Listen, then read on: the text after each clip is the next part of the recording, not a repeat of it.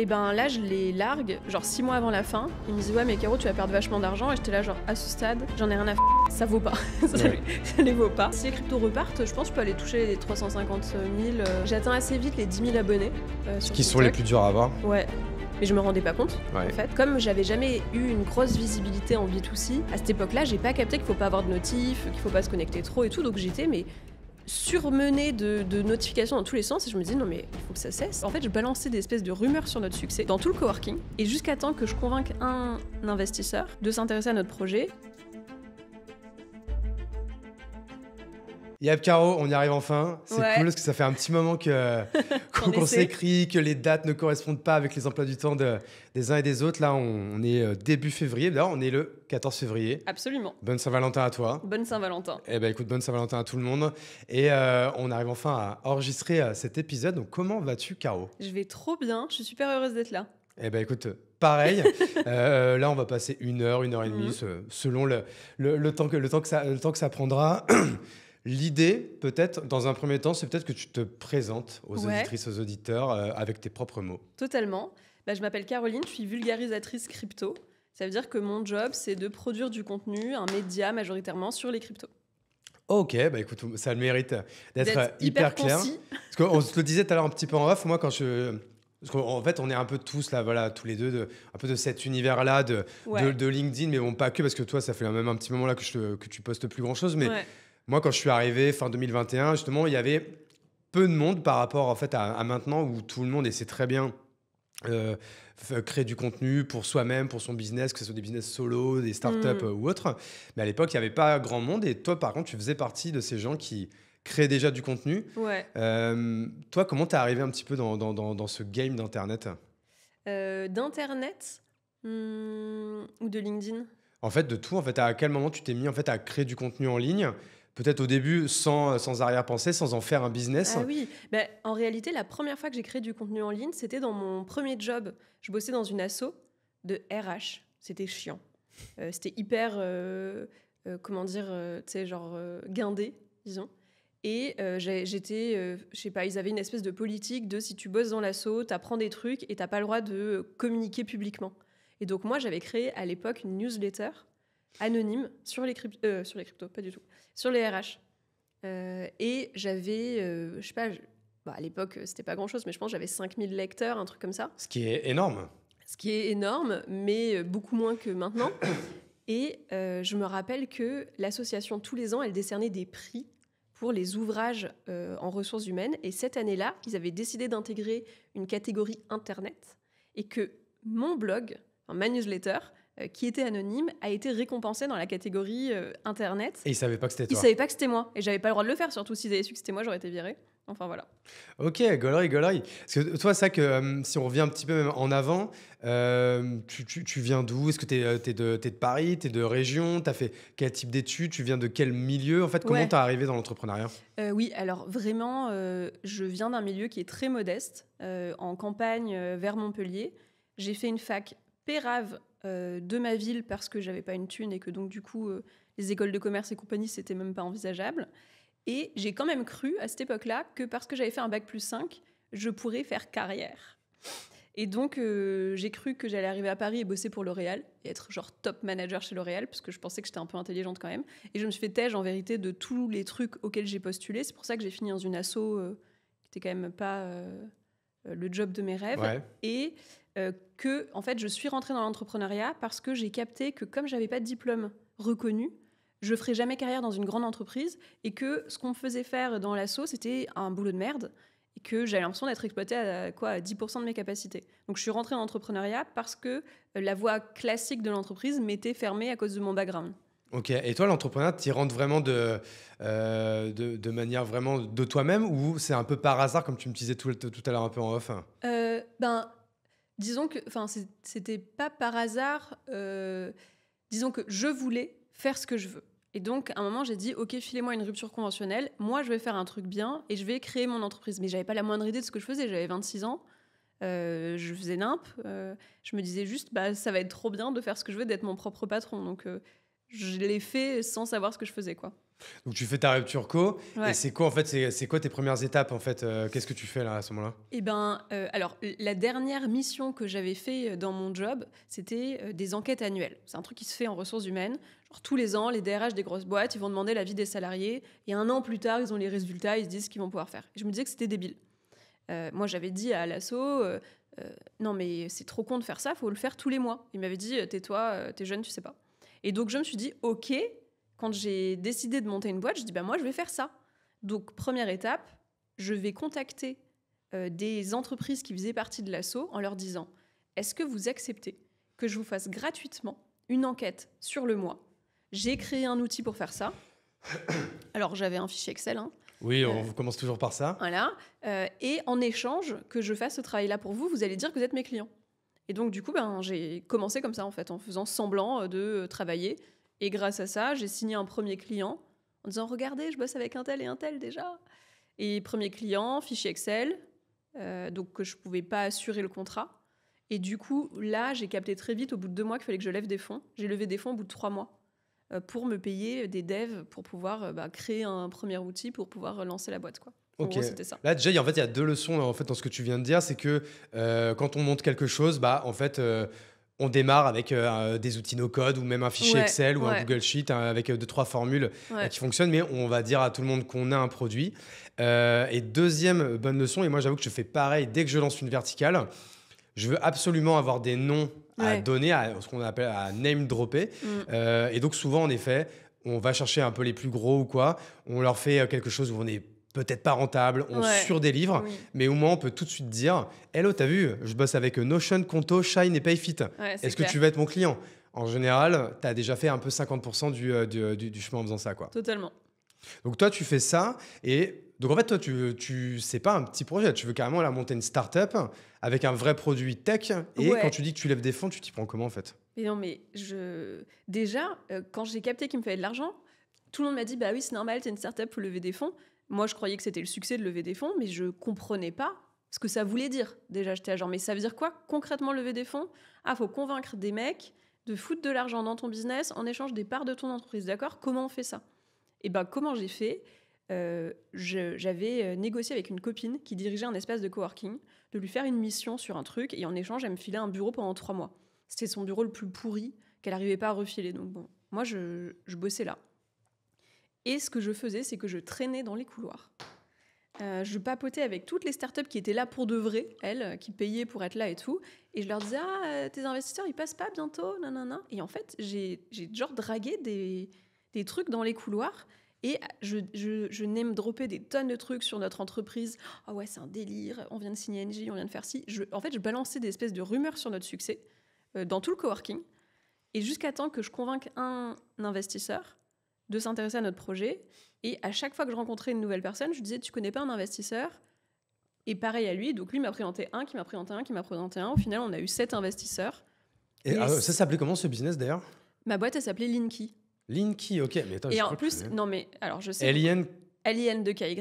Ouais, de KY. Tu connais parce que NJ a lancé un programme qui s'appelle Linky. Ouais, c'est peut-être ça. Hein. Et moi, j'ai surfé sur la vague pendant tout le temps que j'avais ma boîte, où les gens disaient, mais Linky, je connais. J'étais genre, oui, c'est possible. Mais c'était pas moi. Ouais, ok. Je vois un peu le truc. Mais ça créait un espèce de truc. Et donc ça, c'était quoi, un outil tech RH, quoi, grosso modo? Ouais, grosso modo, un outil de sondage. Ouais, ok. Et donc ça, tu lèves un peu de fonds, donc Ouais. avec quoi? Avec 7 business angels? Ouais. T'arrives à lever combien? 250K. À Ouais, l'époque, ouais. ça me semblait énorme. Mais c'est déjà une somme Ouais, en fait ouais, pour. oui. Et donc du coup, avec cet argent, tu vas développer un premier produit. Ouais, exactement. Je développe un premier produit. On commence à faire de la croissance, pas mal. Mais, comment dire? À ce moment-là, j'avais jamais vécu l'hypercroissance, donc je pensais que c'était compliqué de faire de la croissance. On ramait, tu vois, on faisait de la croissance, mais on ramait quand même pour la faire. Quand tu dis 11, là, t'es solo founder, là. Bah oui, mais par contre, Mais t'as déjà dans des l'équipe, équipes, au ouais. max, on a été 10. Ah ouais, quand même. Ouais. En comptant, tu sais, les stagiaires, les machins, hein, mais disons qu'on était 5-6 en équipe complète, plus les autres. Et on était à peu près rentable. C'était un délire, en fait, pour moi. Mais par contre, je me payais peu. Enfin, c'était une start-up qui faisait pas d'hyper-croissance, mais qui faisait de la croissance.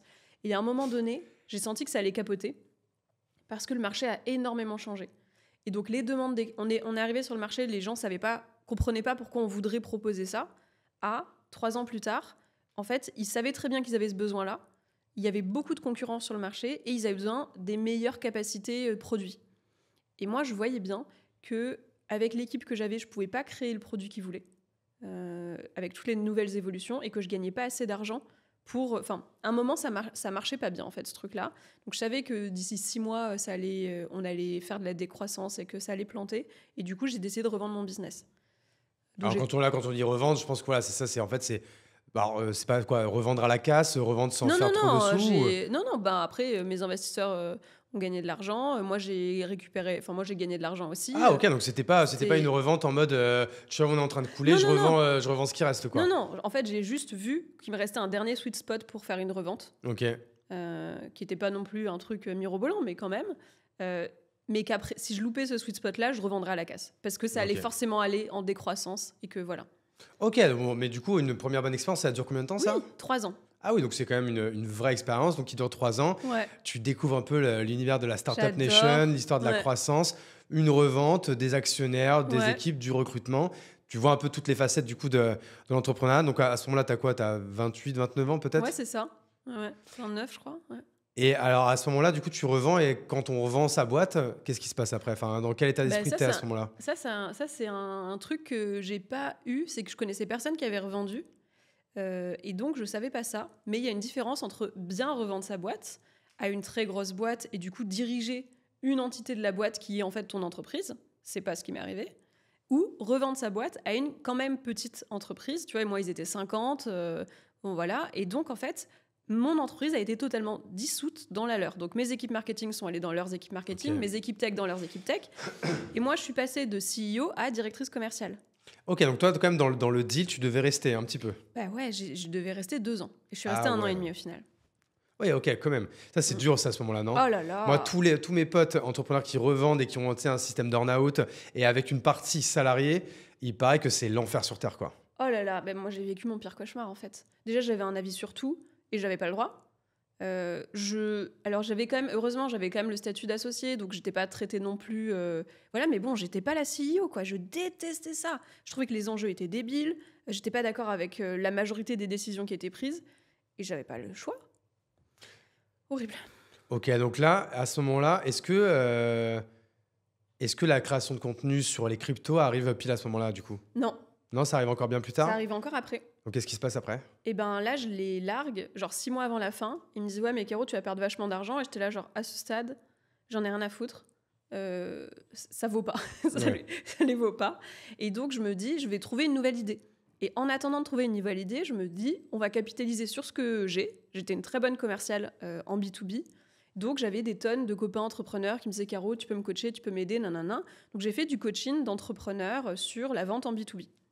Je produisais du contenu sur LinkedIn à ce sujet à l'époque. C'est-à-dire que voilà, là, à ce moment-là, tu es déjà un peu sur LinkedIn, quoi. Ouais. On est en quoi, là ? On est en 2000... On est quoi ? On est 2021. Donc, on est après le Covid. Ouais.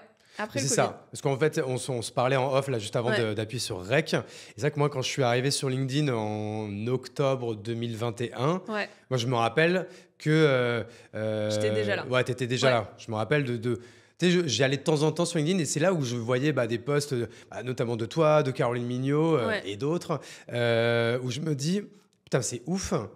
Ils font des posts LinkedIn et il y a des centaines, voire des milliers de personnes qui likent, qui commentent, et ça doit faire une audience de ouf et c'est gratos, quoi. Ouais. Et tu fais partie des 6-7 personnes où je me dis, putain, mais là, ça me fait tilt, ils sont en train de faire un truc, faut que j'en sois, quoi. Ouais, en plus, c'est vrai que c'était vachement efficace parce que j'avais calculé un truc à l'époque, c'était qu'un post LinkedIn, ça me rapportait 3 clients. Ok. Sur la vente, en coaching, quoi, sur la vente en B2B. Donc, du coup, tu vendais des coachings en visio ? Exactement. C'était quoi, à la demi-heure, à l'heure, c'était quoi ? Je me rappelle plus, mais je crois que je vendais des forfaits. Je pense que je vendais des trucs de 5 heures à coût d'1 heure par semaine ou un truc dans le genre. Tu vendais ça combien à l'époque, tu te rappelles ou pas ? Je sais plus. Je pense que ça devait être 300 ou 400 euros de l'heure, un truc comme ça. Ah, donc c'est déjà quand même un petit ratio heure qui est pas mal. Ouais, c'était bien. Hein. Franchement, ce business-là, j'étais à 10K par mois à peu près, que j'arrivais à faire. Mais il me semble que j'étais full en termes de temps de travail. Tu sais, j'avais pas de temps mental pour faire d'autres trucs, pour prendre du recul, etc. Et ça, c'est l'enfer en vrai. Parce que moi, je me suis posé aussi la même question. Là, c'est là que des fois, des gens qui sont pas entrepreneurs, nos potes ou la famille ou quoi, en fait, des fois, peuvent pas comprendre en fait, le rapport à l'argent qu'on a, qui est un rapport en fait un peu étrange. On va pas faire les majorettes, enfin, se dire l'argent, on en veut plus, parce que forcément, ça apporte toute la liberté que ça apporte, que ça apporte derrière. Mais en vrai, si on était obsédé par l'argent, bah en fait, on ferait du coaching à longueur de journée. Mais on aurait la pire vie du monde. Pire vie. Mais on pourrait faire, c'est vrai que là, ça fait prétentieux de dire ça, mais quand tu as une audience, on pourrait remplir notre calendrier de 5-6 créneaux par jour à 500 € de l'heure. Et bah, faites le calcul, ce que ça fait. 3 000 € par jour, il y a 20 jours dans l'année. Voilà, ça ferait des trucs de ouf, quoi. Mais ça serait l'enfer sur Terre, quoi. Enfer. C'était l'enfer. Et à tel point, c'était l'enfer que intellectuellement, en fait, je sentais que je m'appauvrissais. Je parlais toujours du même sujet, ça faisait 5 ans que j'étais sur ce bail-là, ça me faisait trop chier. Et du coup, pour me sortir de ça, pour me prendre une petite récréation, j'ai commencé à parler de crypto. En même temps, en fait. Ok. Mais et donc là, c'est par quel canal ? Là, on est mi-2021. Ouais. LinkedIn déjà ? Non, LinkedIn, je parle de crypto en 2022. Ok. Non, je vais sur TikTok. Qui vient d'arriver, en fait, qui vraiment est arrivé pendant le confinement. Exactement. Je vais sur TikTok parce que je me dis, moi, j'ai un business sérieux, visible sur LinkedIn. C'est quand même ça qui me fait vivre au quotidien. Je vais pas me griller parce que j'ai envie de m'amuser. Et donc, je vais aller sur un réseau sur lequel personne me connaît, TikTok. Et t'appelles ça tout de suite les cryptos de Caro ? Non. Au départ, ça n'avait pas de nom. Ça a été... En gros, les cryptos de Caro, c'est venu avec la newsletter. C'est-à-dire qu'au bout d'un mois de contenu sur TikTok, je fais une vidéo par jour. Chaque vidéo dépasse les 100 000 vues. Je suis là, genre, ok, le délire. Ouais, mais en même temps, ça avait un super momentum, quoi. Ah ouais, putain. 2021, c'était vraiment le pic des cryptos. Mais en fait, le momentum de tout, parce que c'est le pic des cryptos, c'est le pic de TikTok. Ouais. Et en plus, du coup, tu prends une place qui devait pas être prise par des millions de meufs, quoi. Ah oui, à ce moment-là, il y avait personne. Donc là, t'as le momentum parfait, en fait. Et comme tu dis, t'as aussi, c'est passé un peu peut-être inaperçu, mais t'as dit, je postais une vidéo par jour. Ouais. Et ça que c'est aussi l'un des conseils qu'on peut donner à toute personne qui veut se lancer dans la création de contenu sur tel ou tel sujet, sur tel ou tel canal. Au début, franchement, il faut matraquer. Il faut faire de la quantité. Il faut faire de la quantité et longtemps. Pas une vidéo par jour pendant 15 jours, parce qu'en fait, après, si t'arrêtes, tout le monde t'oublie. Mais pendant des semaines et des mois, quoi. Moi, je m'étais dit, tu vas déjà tester pendant 1 mois et tu vas te donner la chance de voir ce qui se passe. Et donc, il faut que tu le fasses vraiment au moins une fois par jour et tu verras. J'avais fait ça pour LinkedIn, moi. Tu vois, en octobre 2021, quand je me lance, je me dis, voilà, 30 jours, je fais un post LinkedIn par jour. Et en fait, au bout d'un mois, je me suis dit, mais en fait, le résultat, il est incroyable, quoi. C'est-à-dire que tu vois, en fait, le chiffre d'audience, tu vois les gens qui se connectent à toi, les gens qui s'intéressent à toi, les gens qui t'écrivent. Et moi, en plus, j'avais strictement rien à vendre. Hein. Tu sais, moi, en création de contenu, je pense que j'ai fait mon premier euro de coaching ou je sais pas, ou de conférence, je sais pas ce que j'ai vendu en premier. Et ça m'a mis genre 6-7 mois parce qu'en fait, au début, j'avais vraiment strictement rien à vendre, quoi. Ouais, voilà. Mais j'aurais pu vendre au bout d'un mois. Oui. Voilà. Oui, c'est la leçon. Donc toi, voilà, tu fais ça un peu en mode hobby sur TikTok. Mais là, en fait, très vite, donc chaque vidéo dépasse les 100 000 vues. Et je suppose que le nombre d'abonnés monte en flèche directement aussi, non ? J'atteins assez vite les 10 000 abonnés sur qui TikTok. sont les plus durs à avoir. Ouais. Mais je me rendais pas compte, en fait. Comme j'avais jamais eu une grosse visibilité en B2C, je suis vraiment... à cette époque-là, j'ai pas capté qu'il faut pas avoir de notifs, qu'il faut pas se connecter trop et tout. Donc j'étais surmenée de notifications dans tous les sens. Et je me dis, non, mais il faut que ça cesse. Il faut que je trouve une solution pour que tous ces gens qui me posent des tonnes de questions, je puisse y répondre. Et c'est là que je me dis, sois maline, meuf, t'es une entrepreneur, fais une newsletter. Enfin, à la base, je pensais que ça serait genre une séquence email de genre 5 mails qui répondraient aux 5 plus grosses questions. Et donc, je lance ça. Donc, je dis aux gens sur TikTok, les gars, si ça vous intéresse, abonnez-vous à ma newsletter. Je vais essayer de répondre aux 5 plus grosses questions que vous me posez. Et ça, du coup, c'est intéressant. En fait, tu vois, alors, je sais plus comment ça s'appelle. C'est un nom en marketing. C'est pas la stratégie marronnier ou quoi. C'est en fait comment on amène les gens d'un canal à un autre canal. Ouais. Et tu vois, par exemple, moi, instinctivement, j'aurais pas pensé que le chemin TikTok à newsletter était pertinent ou cohérent, quoi. Ouais. Non, alors que si, peut-être. Moi, j'ai Toi, ta stratégie était là-dessus. J'ai halluciné. Mais oui, à cette époque-là, j'étais pas sur Instagram. Sur LinkedIn, je parlais pas de ça. Donc, il y avait que TikTok et newsletter.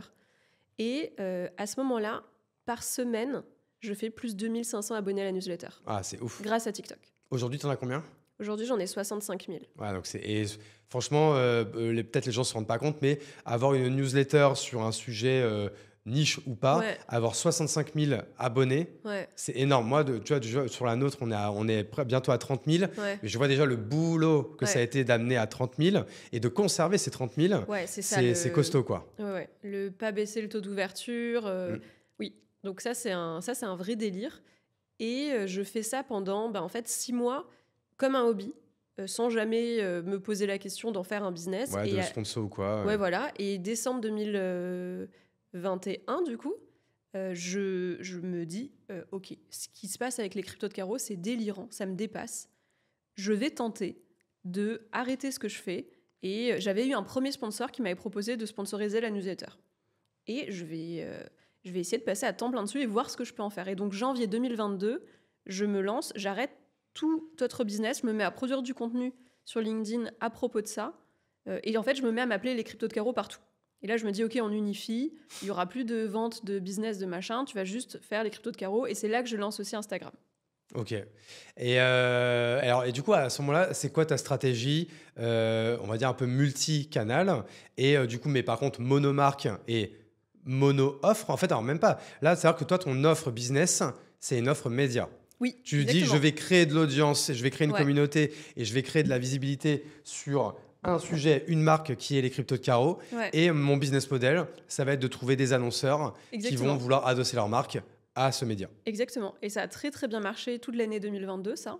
Et là, c'est quel type de marque, quel type d'annonceur? C'est que des boîtes crypto, en fait. Ouais, mais pas que. En fait, j'avais Google, j'ai eu en fait des tonnes de marques qui ont, avec qui j'ai bossé un peu comme ça, principalement des marques quand même de la finance, je dois dire. Et ça arrivait tout seul. C'est vraiment, toutes les semaines, j'avais des demandes dans tous les sens. Oui, dans ta newsletter, tu me disais peut-être si vous voulez sponsoriser, rendez-vous ici. Non, même pas? Non. Les gens, ils te contactent directement, les gens me contactaient directement pour me proposer de bosser ensemble. Et les prix, c'était délirant. Personne négociait les prix. Enfin, c'était genre, toute l'année 2022, j'étais là genre, mais comment est-ce possible en fait? Tu te rappelles de ton chiffre de 2022? 2022, j'ai fait 354 chiffres d'affaires.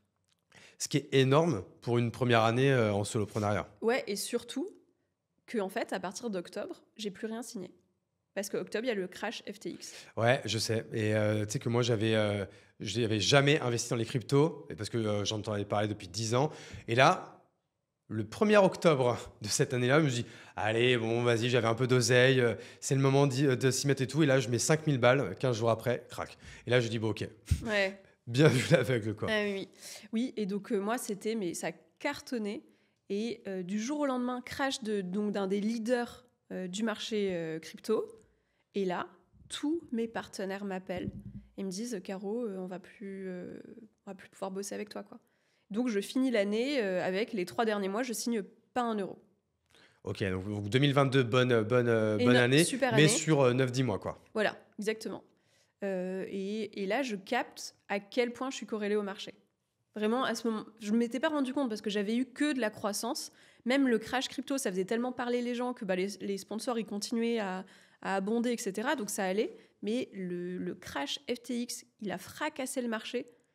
Et moi, tu peux redire aux gens, c'était quoi déjà ce crash Oui, en fait, alors ça s'appelle un broker. C'est une plateforme qui te permet d'investir en crypto. Donc toi, tu mets ton argent dessus, tu le convertis en crypto, tu conserves tes cryptos sur la plateforme.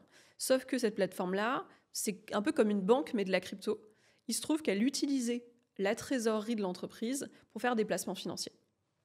De manière illégale. C'est une sorte de Ponzi, quoi, du coup, ou pas du tout? Non, c'est pas du tout un système Ponzi. C'est vraiment juste, eux, ils se sont dit, OK, il y a la trésor, parce que les gens investissent. En fait, le système, comme le système bancaire. Comme le système bancaire. Qui utilise notre trésorerie pour faire des prêts. Exactement. Sauf que eux, en crypto, ils sont censés ne pas le faire, justement. Parce que typiquement, ils viennent se mettre en opposition du système bancaire en disant, c'est ça qui fait échouer le système bancaire, donc nous, on va pas le faire. Sauf que là, le fondateur de la boîte l'a fait en investissant dans des trucs très risqués. Il y a eu un petit crash un peu Bitcoin. Il y a eu en fait un petit... Normalement, ça n'aurait pas dû arriver, ce truc-là. Personne n'aurait dû le remarquer qu'il faisait ça. Mais il y a eu un petit enchaînement de mauvaises nouvelles qui ont fait que le truc a été vu. Et du moment où ça a été vu, tout le monde a voulu retirer son argent. Okay. Et là, ça a fait... il n'y avait plus d'argent, en fait, à retirer. Donc, tout le monde a perdu. Ok, donc ça, là, ouais, ça que tout le monde en parlait à un moment donné sur LinkedIn. Bon, moi, j'avais pas compris. Merci d'avoir vulgarisé. En fait, c'était pas si compliqué. Non. Et donc, toi, là, donc, est-ce que là, tu es en mode un peu panique ou je suppose que tu avais fait quand même une bonne année, donc tu avais quand même de la trésor. J'avais plein de trésors. Ouais. T'avais pas flambé, quoi. J'avais pas flambé, non. Bah, tu sais, je bosse seule, j'ai 15% de charge max. Enfin, c'est bon. J'avais pas flambé, quoi. Et je me disais, d'ailleurs, je me rappelle à la fin de l'année, je fais toujours un bilan que je publie, quoi, publiquement. Et j'écrivais, bon, il y a eu le crash FTX. Pour l'instant, ça a un impact sur mes ressources, mais je pense que ça va revenir vite, machin. Enfin, j'étais super optimiste sur le truc. Puis janvier, février, toujours rien. Parce que j'allais te demander comment se passe 2023 du coup. Janvier, février, toujours rien. Là, je me dis, je vais crever en fait. Ouais. J'ai vraiment, là, j'ai plus de rentrée d'argent. Quand j'aurai plus l'argent que j'ai. Ouais, mais après, tu avais une audience, donc tu aurais pu quand même la monétiser en faisant aussi d'autres choses. C'est là que je me suis dit, en fait, j'ai eu cette sensation de, en fait, je vais crever si je trouve pas un autre business model. Il y avait quelques sponsors qui revenaient, mais ils se mettaient à négocier à mort, ils me traitaient mal. Enfin bref, j'étais là genre, ok, c'est pas du tout la vie que je mérite. Et c'est là que je me dis, ok, je vais monétiser en B2C.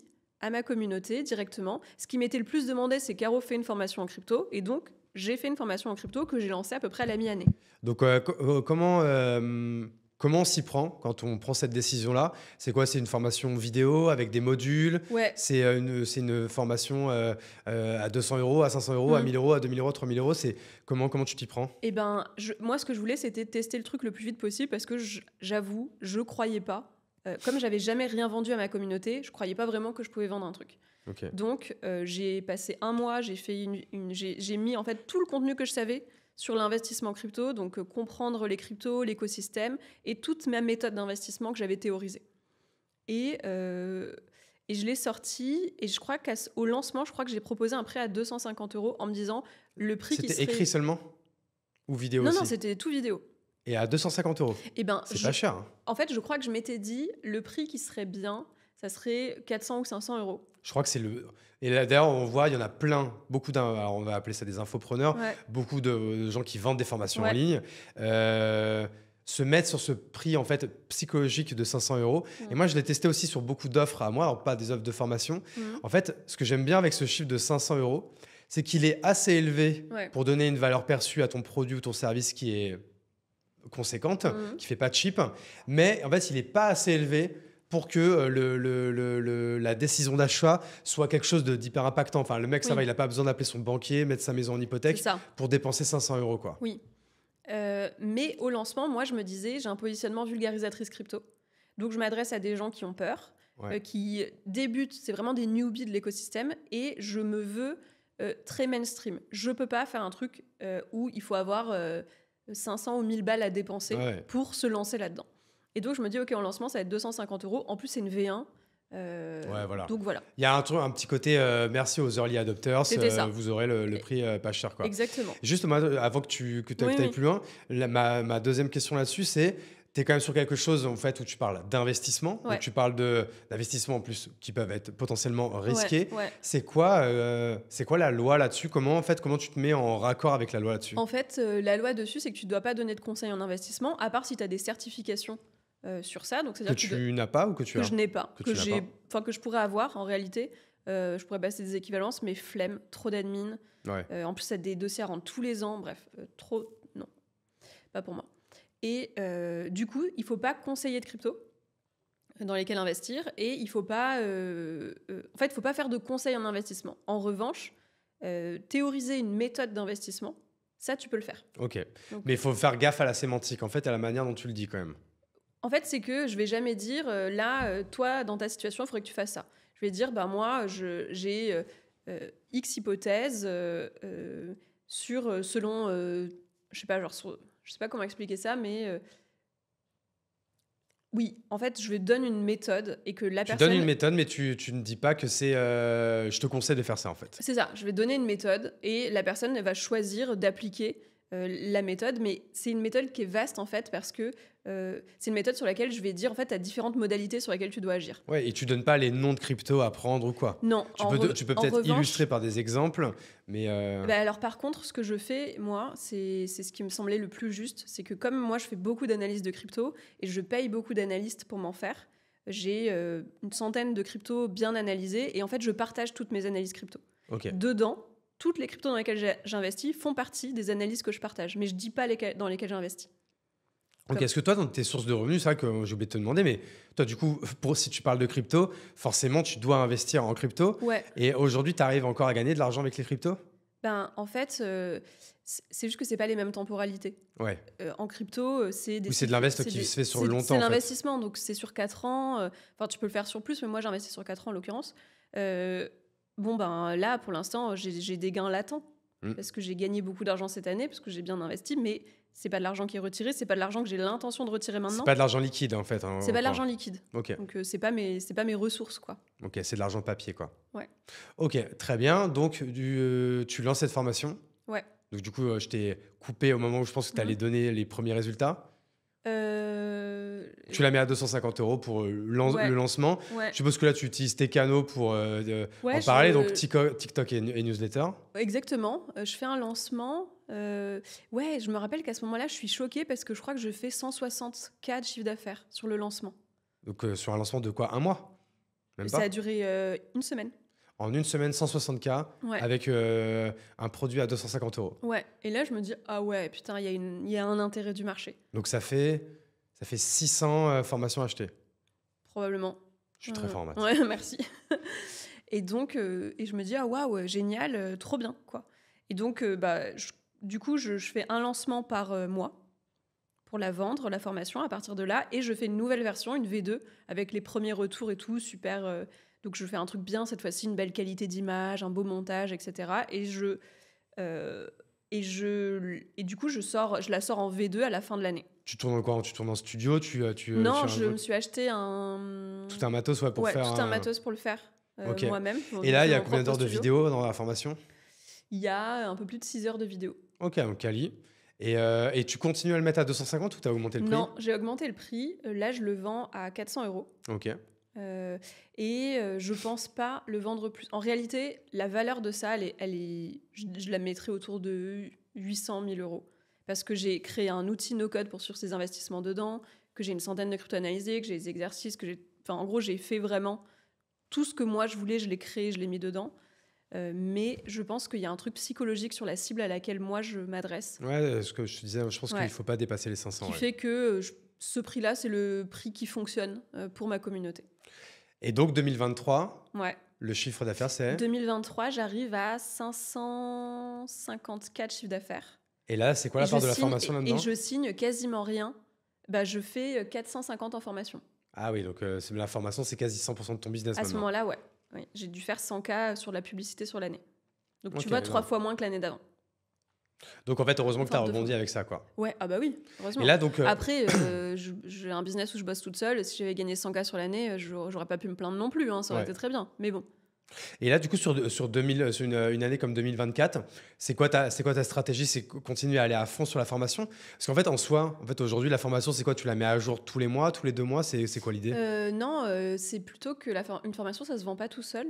Donc, j'ai quand même des efforts de vente tous les mois à faire. Tu fais des ads, tu es suivi par une agence? Il y a une mise à jour tous les mois, ouais. Je bosse avec une agence depuis le début qui m'aide sur la commercialisation de ça. Moi, je n'aurais pas...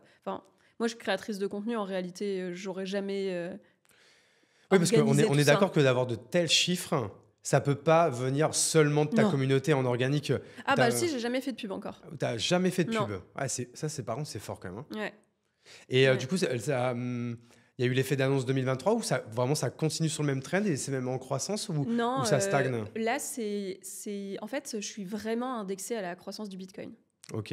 Donc, fin d'année, le Bitcoin est allé atteindre... Ah ouais, ça a augmenté, non? Les 50 000, j'ai cartonné. Ensuite, il a rebaissé. Et là, il réatteint les 50 000. Je sens que les gens, ils sont là, genre, oui, c'est bon, on l'a déjà fait. Donc là, les gens s'en branlent un peu. Et pour moi, il va y avoir un game là, qui va se passer 2024, quand le Bitcoin va repartir dans sa croissance.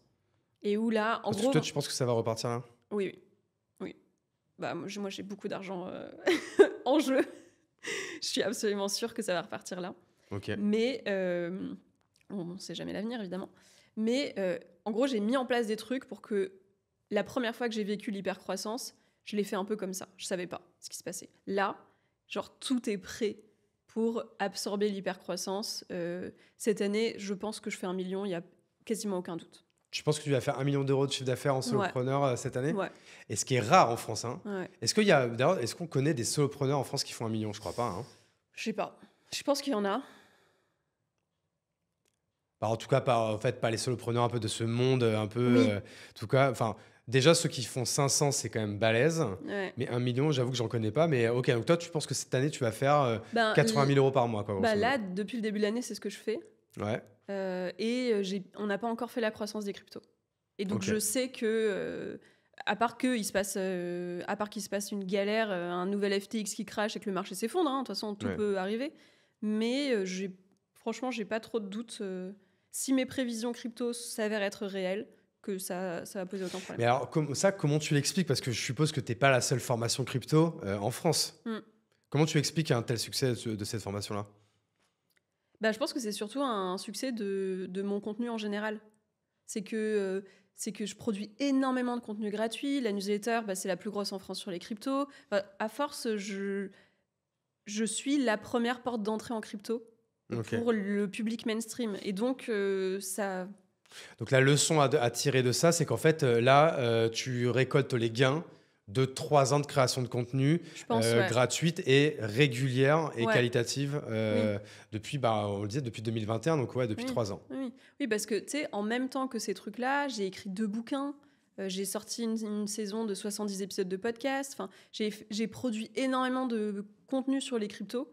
Pour être crédible et avoir de la visibilité et de la noto là-dessus. Hein. Ouais, et puis pour m'améliorer aussi dans ma manière d'expliquer les choses. Ce serait quoi ta prochaine étape? Parce que là, tu veux faire du coup 1 million d'euros en vendant une formation en ligne à 400 €, qui a l'air d'être un super produit. Mais après, il y a aussi la publicité. Hein. Je pense pas que je les atteigne le million sans la pub. Hein. Ah, donc tu combats, mais la pub. Sans la sponsorisation, je veux dire. La sponsorisation, ça va être quoi dans ton million? Ça va être quoi? Ça va être 200 000 € peut-être? Je sais pas. Si les cryptos repartent, je pense que je peux aller toucher les 350 000. Mais donc ça reste quand même ça reste donc 2 offres différentes, mais ça reste quand même une grosse partie qui est faite avec la formation. Totalement. Et qu'est-ce qui t'empêche aujourd'hui de lancer même d'autres produits, peut-être même des produits plus high ticket, hein, tu vois? C'est peut-être quoi? C'est qu'en fait que t'as pas envie, toi tu préfères travailler de chez toi tranquille, genre les bootcamps, les masterminds, les coaching high ticket ou quoi? C'est pas trop pour toi? C'est juste que c'est pas mon positionnement. Moi, ce que je veux, c'est être top of mind en France sur la crypto pour les débutants. Donc, j'ai pas d'intérêt à aller sur des trucs plus high ticket, plus expertise et tout. Là, il y a pléthore de gens qui font ça. Ce que moi je fais, il n'y a pas grand monde qui le fait et pas grand monde qui le fait aussi bien. Du coup, moi, mon but, c'est vraiment de consolider ce positionnement-là. Peut-être ça va aller mon enjeu, moi, c'est plutôt d'aller créer d'autres contenus gratuits qui vont me rendre beaucoup plus visible sur la France. Et qu'est-ce que tu as du coup en tête? Tu voudrais, par exemple, je sais pas, faire à nouveau un podcast? Tu voudrais faire des choses comme ça? Ouais, j'hésite entre plusieurs trucs. Probablement, soit à nouveau un podcast, j'aimerais faire une émission. Une chaîne YouTube? Ouais, tu vois, j'ai fait 1 mois de contenu sur YouTube et je me suis arrêtée. Qu'est-ce qui a fait que tu as arrêté? C'est quoi? C'est parce que c'est du temps? C'est hyper chronophage. C'est hyper chronophage et j'ai pas trouvé de trucs qui correspondaient à ce qui me plaisait vraiment. Je pense qu'à l'époque, j'étais pas assez entourée. Maintenant, je commence à avoir des prestats vraiment haut niveau sur la plupart des trucs. Tu me lances une perche parce que c'est un peu la prochaine question que j'allais te poser. C'est que, en fait, même un solopreneur qui fait... c'est vrai que là, on donne des chiffres mirobolants, mais en fait, on va pas se mentir. En fait, un solopreneur déjà qui fait même 150 000 €, 200 000 €, on a envie de lui dire bravo, il gagnera hyper bien sa vie. Oui, et c'est top. Mais du coup, pour aller maintenant sur des chiffres qui se font 200, 300, 500, même vers le million... c'est évidemment impossible de le faire tout seul sans demander de l'aide. C'est clair. Donc, le but de la plupart des solopreneurs, c'est pas de prendre des salariés en CDI, CDD ou quoi, même des stagiaires, des alternants. C'est d'avoir une armée de freelance, agences à qui tu délègues telle ou telle chose. Ma question est la suivante. Toi, aujourd'hui, comment tu es équipé, c'est peut-être pas le bon mot, comment tu es entouré et à ce niveau-là par telle ou telle freelance ou agence dans ton business? Alors déjà, la première association, le premier freelance que j'ai pris, c'est mon assistante. Qui on en parlait tout à l'heure. Changé ma vie, clairement. Je pense qui s'appelle comment? Elle s'appelle Gabrielle. Et on l'embrasse. Et si vous cherchez une assistante, allez la voir de ma part. elle a changé ma vie. En fait, elle gère toute la partie que moi, j'ai du mal à... Enfin, que moi, je déteste déjà, mais qu'en plus, je déteste tellement que ça me fout une culpabilité monstre de la refiler à quelqu'un. Ouais. Elle est là, genre, mais t'inquiète, Caro. Non, mais moi, ça me gêne pas du tout de faire ça, de reposter tes vidéos, de répondre aux mails, d'organiser ton agenda, de faire ta compta, de faire Et elle ton a son machin. compte ou elle fait partie d'une agence? Non, elle a son compte. Ok. Elle a son compte. En fait, je l'ai rencontrée à la base dans une agence. Ensuite, elle est partie. J'ai eu d'autres assistantes, ça a jamais matché et je l'ai retrouvée à un moment donné. Depuis, je file son contact à genre tous mes potes. Parce que ouais, ça c'est le premier truc, c'est surtout quand t'es créatif, passer du temps qui a pas de valeur pour toi, enfin sur lequel t'es mauvais, c'est con quoi. Tu peux donner des exemples de tout ce que tu arrives à déléguer? Ouais, bien sûr. Alors, quand moi je poste des vidéos, par exemple, je vais les programmer sur Instagram et elle les cross-poste sur tous les trucs. Donc TikTok, YouTube, Facebook, etc. Et comment tu lui partages? C'est quoi? Vous avez un drive partagé où tu mets les vidéos dedans ou comment ça se Elle a passe? accès à tous mes comptes. Franchement. C'est-à-dire que quand tu postes une vidéo sur Instagram, comment tu fais pour aller la remettre sur TikTok? Après, moi, il est dans mon Notion, en fait. Oui, donc ça, oui, t'as raison. Vous avez un endroit centralisé où, en fait, elle peut les récupérer. Tout est dans mon Notion. Ok. Vraiment, tout est organisé dans mon Notion. Elle va gérer de faire les factures, les relances, de répondre à tous les mails, d'organiser tout mon agenda, quoi, grosso modo. Oui, c'est avec elle que j'échangeais. Voilà. Des fois, je pensais te parler à toi, mais non, Non, c'est toujours elle. Je parlais à Gabriel. Hein, c'est ça. À Gabriel. Quoi d'autre? Quand j'ai pas répondu à tous mes DM dans la journée, elle y répond le soir. Okay. Pour que le matin, quand je me connecte, c'est bon, il n'y a plus rien. Et c'est quoi? Tu lui as appris en fait à parler comme toi? Et quand elle ne sait pas, est-ce qu'elle te demande? Comment vous faites pour ça? Quand elle sait pas, elle trouve une feinte en général. Ouais, ok. Elle va dire elle va voir dans les contenus. Enfin, tu vois, elle va soit donner le lien vers ma newsletter où il y a tous les trucs. Ouais, ok. Elle trouve toujours un peu une feinte, quoi. Et elle te fait ça aussi sur LinkedIn ou sur Non, elle le fait pas sur LinkedIn. Mais franchement, sur LinkedIn, je réponds quasiment à personne. Ouais. Enfin, à partir du moment où c'est pas un truc super clair, je passe direct en archive. Donc voilà. Qu'est-ce qu'elle va me faire d'autre? Ah ouais, j'ai oublié que j'avais ce truc-là aussi. J'ai une newsletter payante aussi. Ah, ok. Mensuelle, qui est une newsletter d'analyse de crypto. Et sur ça, tu vois, j'ai des analystes qui bossent. Moi, je retravaille le truc. C'est elle, après, qui va les poster, etc. Enfin, celle qui fait toutes les interactions. T'es sur quoi, toi, pour ta newsletter? Substack. Substack, ouais. Pareil, c'est...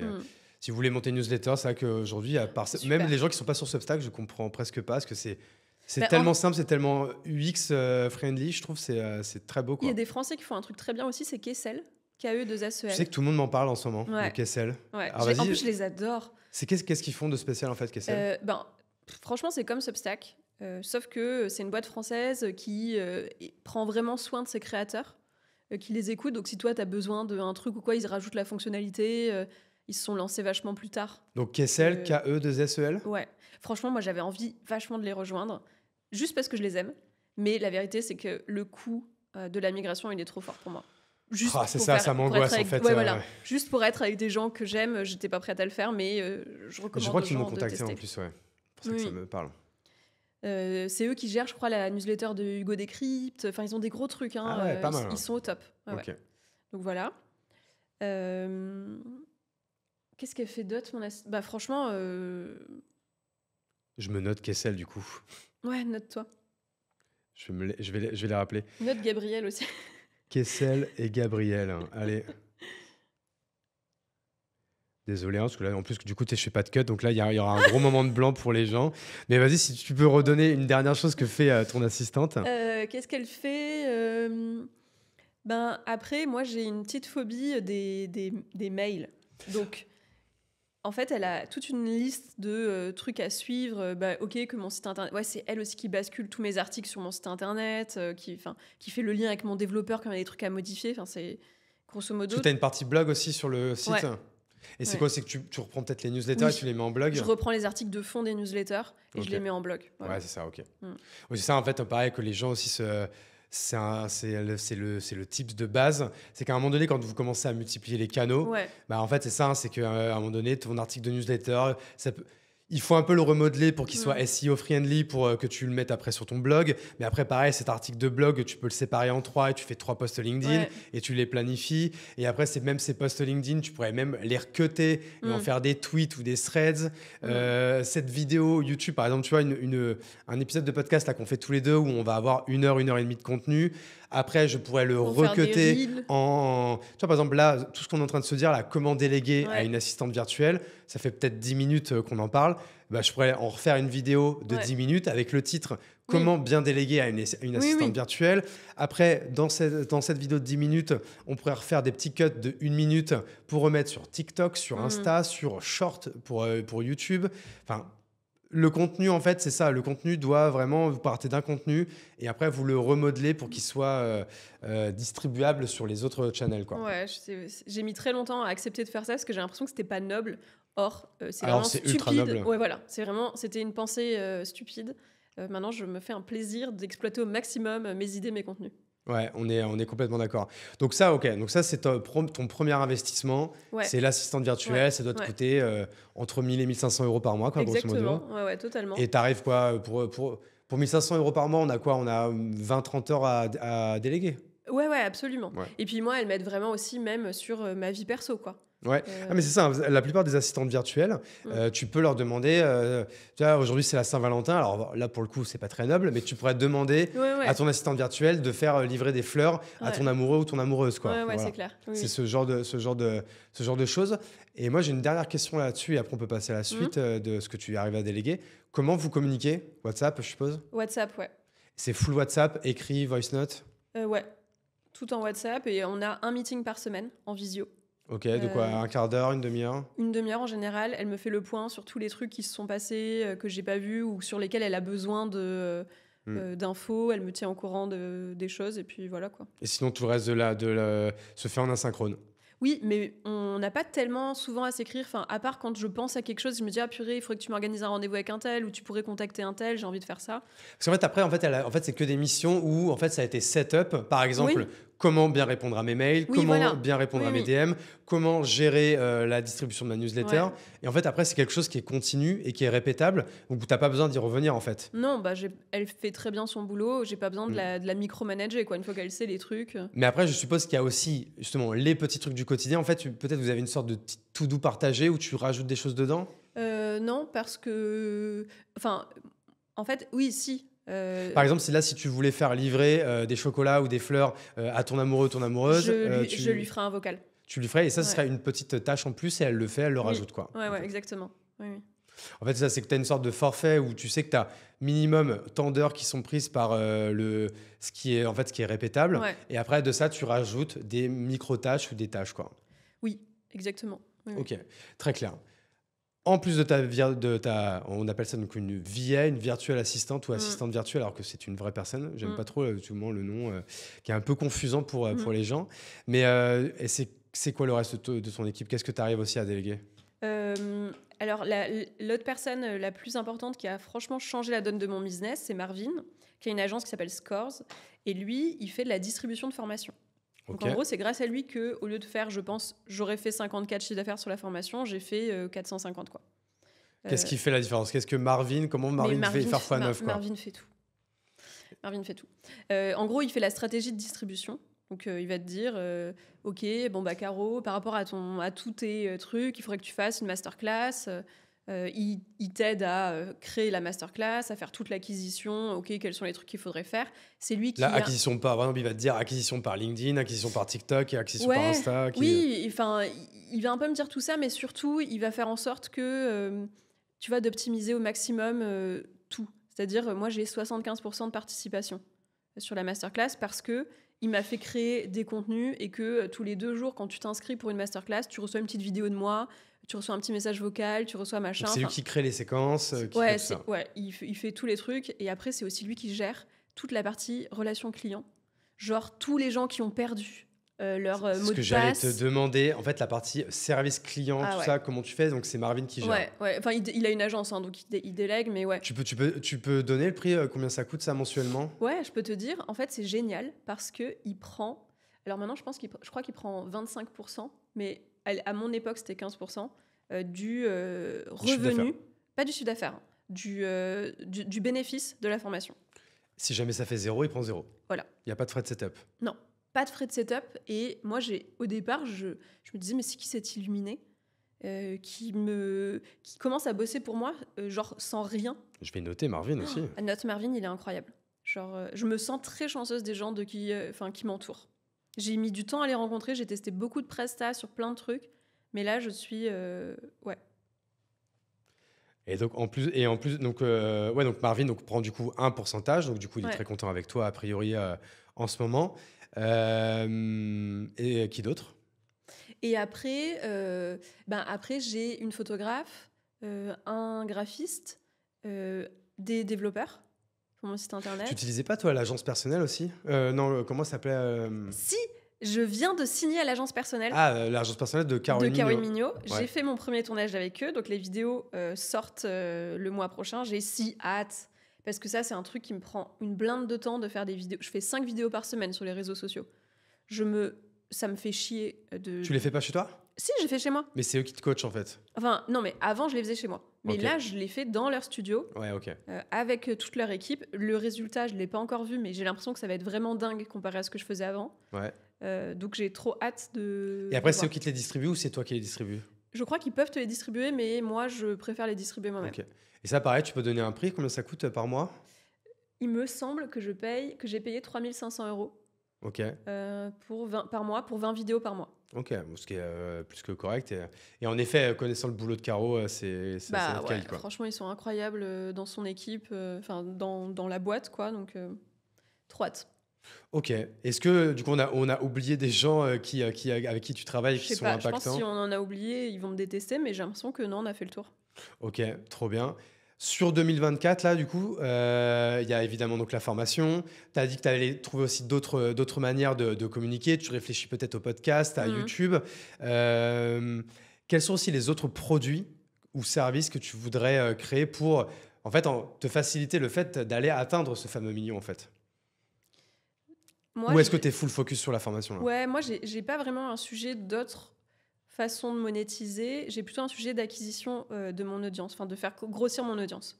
Donc, c'est pour ça que peut-être le gros focus, ça va être sur la création de contenu et passer un step supplémentaire là-dessus. Ouais, exactement. C'est ça mon gros enjeu, et de capitaliser sur la croissance des cryptos dans l'année pour faire ça, quoi. Et toi, donc là, c'est pour ça peut-être que tu vas te remettre à poster notamment sur LinkedIn. Aussi. Mais par exemple, sur des TikTok ou Insta, qu'est-ce que tu peux faire de plus ? Bah si, là, tu l'as dit, en fait, c'est pour faire ça que du contenu de meilleure qualité, en fait. C'est pour ça que tu as pris l'agence personnelle. Exactement, voilà. Ouais. Et retourner sur LinkedIn, c'est vrai que je suis pas allée depuis bien 6 mois. Et quand même, LinkedIn, c'est quand même un réseau où tu peux faire quand même de l'acquisition assez facilement. Ouais, et puis c'était un super canal de visibilité pour moi. À l'époque, je crois que j'arrivais à faire 2 millions de vues par mois. Ouais. Pourquoi tu l'as quitté à un moment donné, LinkedIn ? C'était trop intense, en fait. Il y avait vachement de haine. En fait, j'ai fait. C'est bizarre, moi, je la vois pas trop, la haine, sur LinkedIn. Ouais, moi, j'ai fait un cumul de avoir l'impression qu'il y avait beaucoup de haine et aussi être mortifiée par le fait que tout le monde fait la même chose. Ouais. Et qu'à un moment donné, ça m'a buté.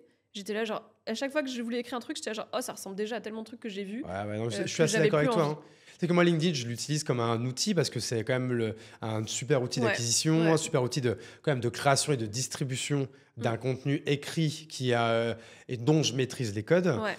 Par contre, de te dire que je suis toujours autant consommateur de LinkedIn ou quoi, je trouve qu'il y a un peu du mieux parce qu'à un moment donné, c'était vraiment... Je pense que c'est c'est là que j'ai abandonné. Mais là, il y a 6 mois, franchement, ça a commencé à vraiment être à vomir. J'ai l'impression que du coup, ça a fait ça, tout est cyclique. Les gens se sont un peu rendus compte et là, j'ai l'impression qu'il commence à avoir du mieux. Les gens se renouvellent un peu. Moi, est-ce que je me renouvelle ? Je ne sais pas. Il faudrait que je fasse un petit pas de recul. Je pars bientôt en vacances, donc ça va être le bon moment pour s'en apercevoir. Mais je pense qu'il y a du mieux quand même sur LinkedIn, même si j'avoue que je n'y passe pas beaucoup de temps.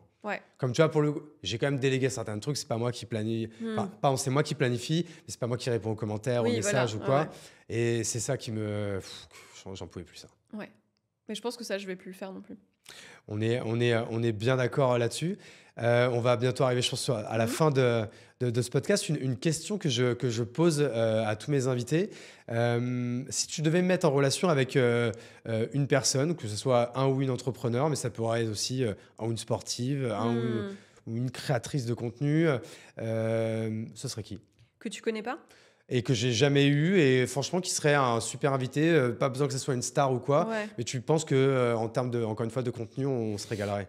Alors, il y a quelqu'un, je pense que tu l'as pas, et donc je vais te le dire parce qu'il est incroyable, c'est Ludovic Giraudon.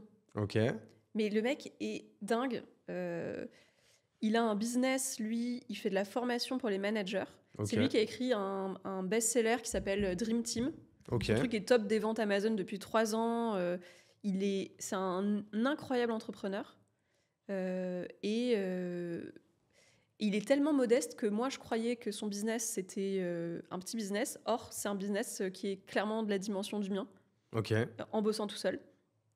Et donc, je pense que tu apprendrais des tonnes de choses en l'invitant. Eh ben, écoute, je te ferai un petit mail pour que tu puisses me mettre en relation avec Ludovic.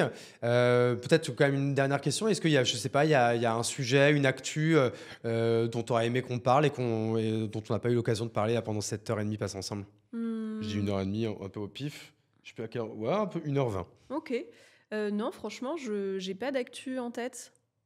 Putain. On a fait le tour peut-être. On a fait le tour. Non mais écoute, en tout cas c'était hyper cool. Je suis content qu'on ait enfin pu faire cet épisode de podcast ensemble. J'ai pris plein de notes, donc je pense que je vais te faire 3-4 mails là, pour 3-4 mises en relation. Donc on peut répéter. Il y avait Gabriel pour la partie assistante virtuelle. Donc il y avait Ludovic à inviter dans le podcast. Il y avait Marvin qui tu délègues toute la stratégie et stratégie en fait de distribution de ta formation.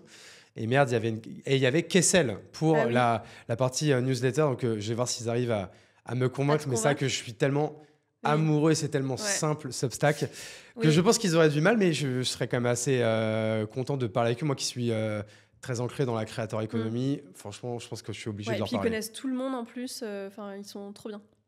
Eh ben, écoute, avec grand plaisir. Merci beaucoup, Caro. Merci beaucoup à tous les auditeurs et auditrices qui ont écouté jusqu'au bout. Que vous soyez sur YouTube.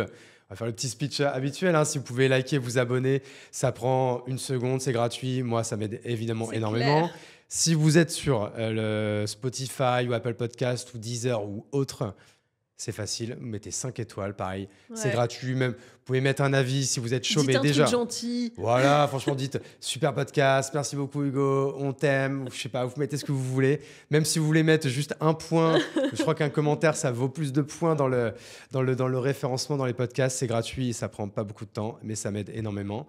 Et sur ce, merci beaucoup, Caro. Merci beaucoup à tous et à bientôt dans La Chapelle Radio.